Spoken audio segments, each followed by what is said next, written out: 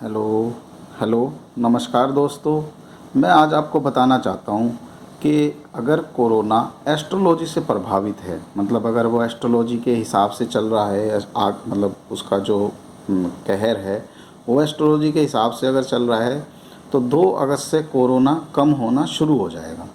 मेरे कहने का मतलब ये है कि कोरोना की पीक मतलब हर देश के अंदर 2 अगस्त के आसपास, मतलब कुछ दिन आगे या पीछे ज़रूर हो सकता है, लेकिन कुछ दिन आगे पीछे आ चुकी होगी या आ जाएगी। 2 अगस्त का मतलब 2 अगस्त ही नहीं, उसके 10 एक दिन आगे या पीछे, क्योंकि कोरोना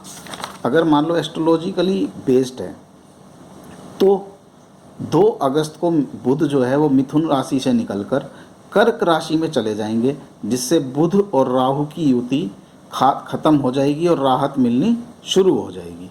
23 सितंबर को राहु अपना राशि परिवर्तन होगा, तो ये भी एक एस्ट्रोलॉजिकल जिस अगर हम बात करें तो ये समय बहुत ही अहम होने वाला है, क्योंकि अगर राहु मिथुन राशि से निकलकर और ये वृषभ राशि में प्रवेश कर जाएंगे, जिससे ये कोरोना का कहर काफ़ी हद तक कम हो जाएगा। लेकिन ये अगर एस्ट्रोलॉजिकल बेस्ड है तभी ये सब कुछ होने वाला है, नहीं अगर नहीं तो ये जैसे किसी और बीमारी का कोई समय नहीं होता, एस्ट्रोलॉजी से कोई लेना देना नहीं है, तो फिर ये नहीं होगा। लेकिन अब आपने देखा होगा, अगर आप पीछे की तरफ देखें तो आपने देखा कि जैसे ही बुध और राहु की युति, मतलब मई के लास्ट हफ्ते के अंदर बुध जो है वो राहु से मिल गए थे, मतलब मिथुन राशि के अंदर दोनों राहु और बुध एक साथ बैठ गए थे,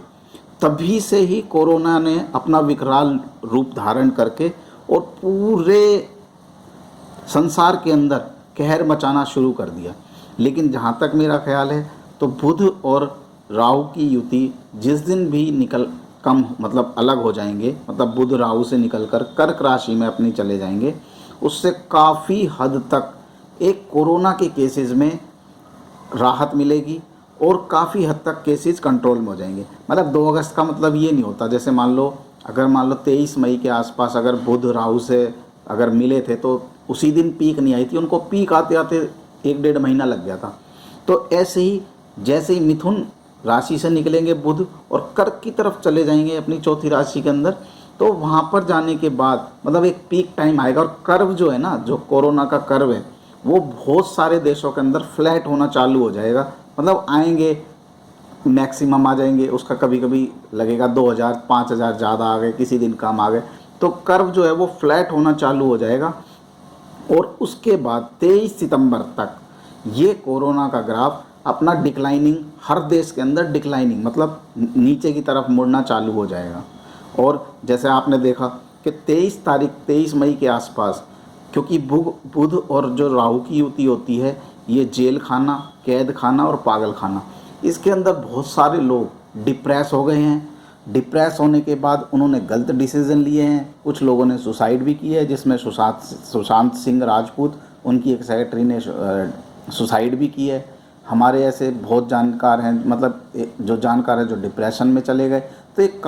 बहुत ही गंदा टाइम है जिसमें बुध और राहु की युति हम देखते हैं। इसके अंदर जेल खाना, कैद खाना और पागल खाना, बहुत ज़्यादा लोग एडमिट हुए हैं। सारे लोग जो एडमिट हुए हैं वो इसी ड्यूरेशन में हुए हैं, मतलब 23 मई से और 2 अगस्त तक, क्योंकि इसके अंदर बुध और राहु की युति थी। तो आने वाले टाइम में लोगों को आज़ादी मिलेगी, जो लोग कैद हैं घर पे उनको भी आज़ादी मिलेगी, मेंटली फ्री होंगे, उनको कोई डिप्रेशन नहीं होगा, सुसाइडल केस बिल्कुल ही कम हो जाएंगे। और इसके बाद जो यातायात है, जितनी भी मेट्रोज़ हैं, ये 2 अगस्त से लेकर 23 अगस्त तक, मतलब जितनी भी ये रेलगाड़ी वगैरह, मतलब जिसमें लोग कैद हैं, मतलब जिन परिस्थितियों में लोग कैद हैं आज, वो सारी परिस्थितियां वो हैं वो बिल्कुल अपनी एक नॉर्मल वे की तरफ चल पड़ेंगी। और ऐसा उम्मीद करता हूँ। लेकिन ये सब होगा जब अगर कोरोना एस्ट्रोलॉजी से प्रभावित होगा, मतलब सपोज करो उसी के अगर मान लो उसी की वजह से, अगर एस्ट्रोलॉजी की वजह से ही अगर कोरोना अगर फैल रहा है तो ये ज़रूर इसके अंदर राहत मिलेगी। जय श्री बालाजी।